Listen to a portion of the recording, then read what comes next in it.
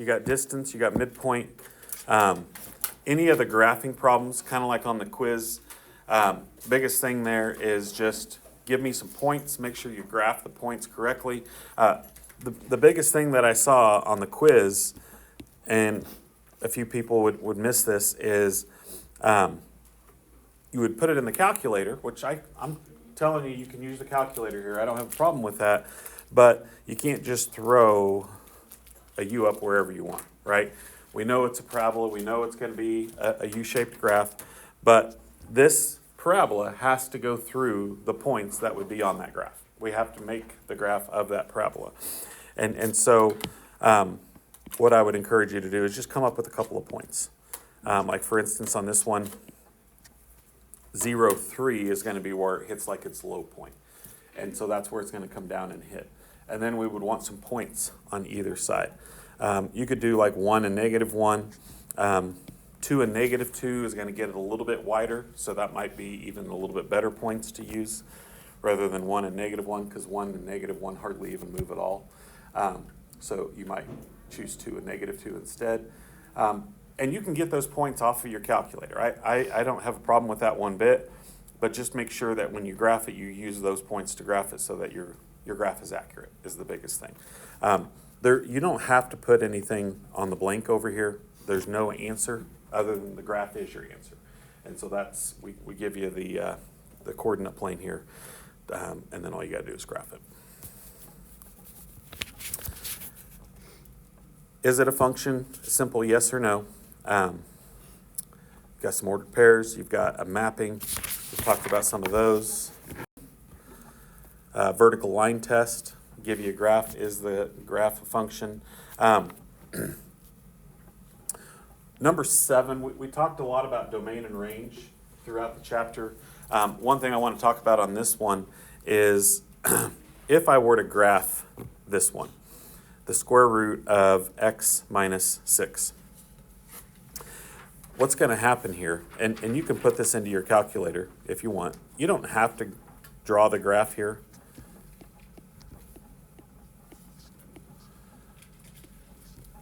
But the graph is going to kind of be like a curve. It's going to start right here, and it's going to start to extend to the right.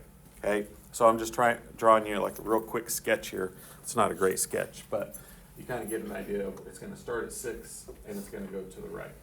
But when we talk about domain and range here, domain is your x values. So your domain is going to start at 6, and it's going to extend to the right. So it's got to be 6 to infinity. So that's either got to be B or C. So I can eliminate A and D. And then my range starts right here on the x-axis, and it goes up. So what is the y value right there on the x-axis? What y value would we start at? 0, okay? And this one says 6 to infinity. This one says 0 to infinity. There is a error here in the program. This should be a bracket right here, but it's the only answer that makes sense. And so don't pay attention to the parenthesis there. Go based off of which values are the best one. And if we have a question like that on the test tomorrow, it's just a glitch in that program. So it'll be the same way. But go off of the values. Don't necessarily go off the brackets parenthesis there. Number 8's another domain and range question. It stops at those 2 specific points. It doesn't continue on forever. This one's an open circle. This one's a closed circle. So this one would be an open parenthesis. This one would be a bracket. Okay.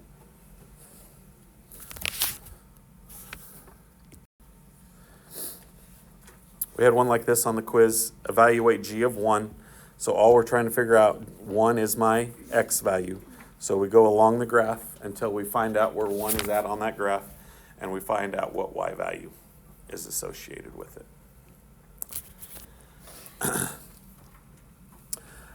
Number 10 is a pretty straightforward question, but putting it, like most people are going to probably choose to put this in the calculator, and I would probably agree with that. But you just got to be really careful about how you put this into your calculator, mainly because the number that I'm plugging in is a fraction. And so we're going to go negative 1/5 over 5 minus negative 1/5. And so parentheses are going to be a big deal here. You might even want to put this top number in parentheses, just so you know there's no operations going on and it's all by itself. Some of you have a fraction button on your calculator, some of you may not. So especially for those that do not have that fraction button, then I would make sure that parentheses are a really big key there.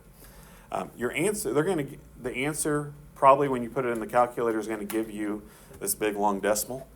And then what I would tell you on this one is to change it to a fraction. The fraction would be the better way to leave your answer here. And so on that one, leave your answer as a fraction.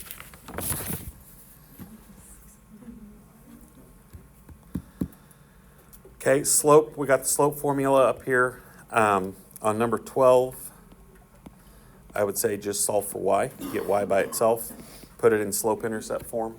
Once it's in slope-intercept form, then you should be able to identify slope and y-intercept.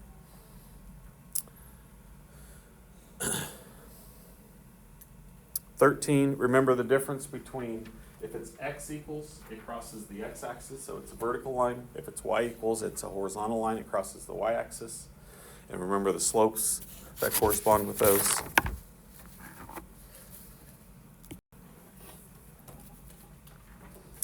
Write the equation in slope-intercept form. So really we just want to identify where the y-intercept is at. We want to find out what the slope is and then use that to help you out. I will tell you on this one, the point for the slope kind of goes off of the graph just a little bit because it doesn't ever cross it again. So the point is just a little bit like one other point to the edge. That's why it goes out to 6, but the graph doesn't quite extend that far.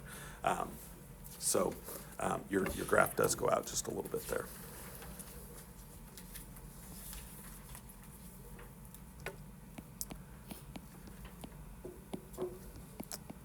We saw some questions like this on the quiz as well. Put it in slope-intercept form. I would say one like this was probably one of the more missed ones on the quiz. You got to find the slope, you got to find the y-intercept, and then put it into the equation.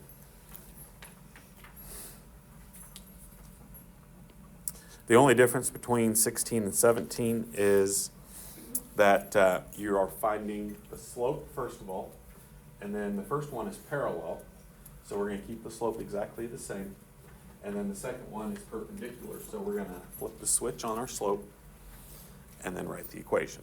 I will tell you on one like this b value right here does not get used at all. So what I would do is I would just cross that out. Sometimes people want to use that b value, but it's not going to be used at all. That's the y-intercept of the first equation, but it has nothing to do with the second equation.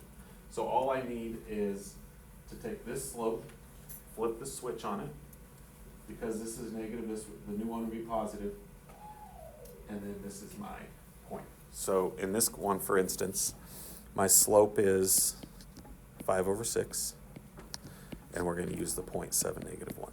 So those are the three things that we're going to use to write our equation out. And then we're going to put it into y equals mx plus b.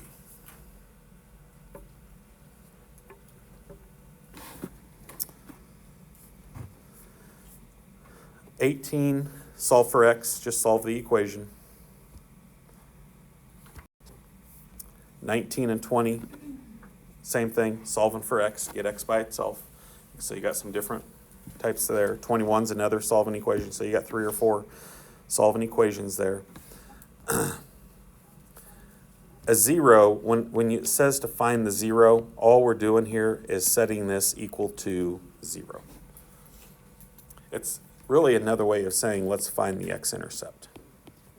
But you're just going to set it equal to 0 and solve for x. So it's another equation, but we're looking for the 0 or the x-intercept of that equation.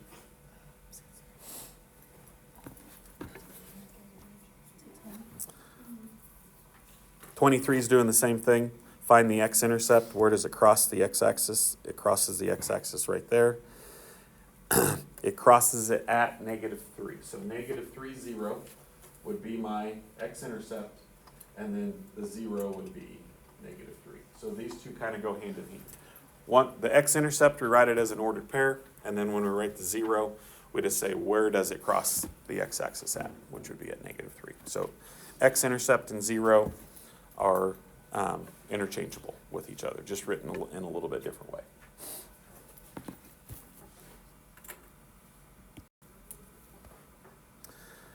Okay, then we have several different graphing problems. This one is a single inequality. You're just going to solve for x. It's multiple choice. But on these graphing ones, this one you don't have to graph it yourself because it's multiple choice. But you're going to solve it, you're going to graph it, and then you're going to put it into interval notation. So it expresses your answer all three ways. What's the solution? What's the interval notation? What's the graph look like? 25 is the same way. I gave you a number line down there so you could graph it. Over here, you can just write the answer. The interval notation is what we're looking for. So solve it, write the interval notation, and graph it. Same thing on 26. The only difference on 26 is here we have two inequalities. So this is one like what we talked about on Friday, where we're going to solve with the compound inequality, and that's with the and or. This one would be an and statement because there's nothing written there. So it's going to be -18 is less than 5y plus 2, and 5y plus 2 is less than or equal to 2. You don't necessarily have to write out two different inequalities here. But remember on the ands, typically they're going to meet in the middle, and they're going to come together.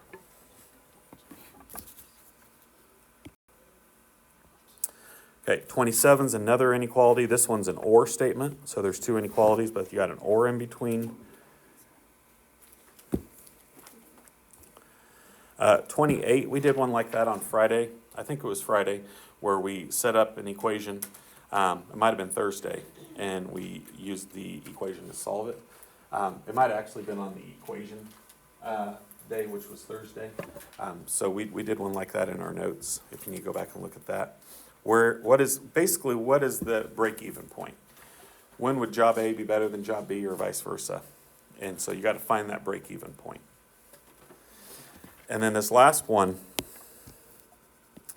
this is the one, we didn't have one like this on the quiz, but we did one like this earlier in the chapter.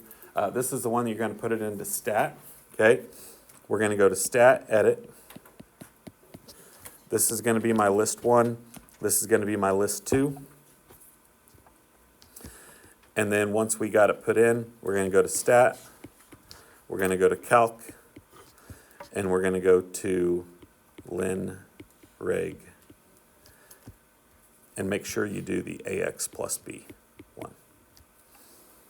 And that would be more for like the TIs. If you are on a Casio, then you still go to stat, you still edit the two lists, but then you have to go to what type of reg you want, which it'll still say AX plus B. So if you need help with that, this is strictly a calculator problem. You don't have to do anything by hand here.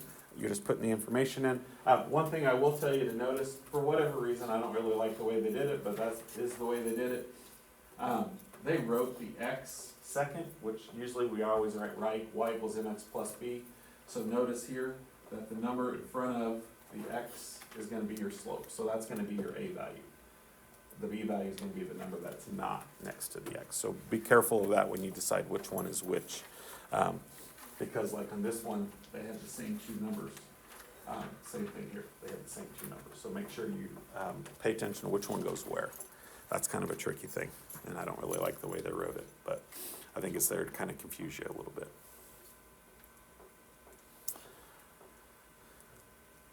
Okay, if you need help with that or anything on the calculator, I'm going to give you guys time to work. And if you need help on anything, I posted answers for 1.5 and 1.6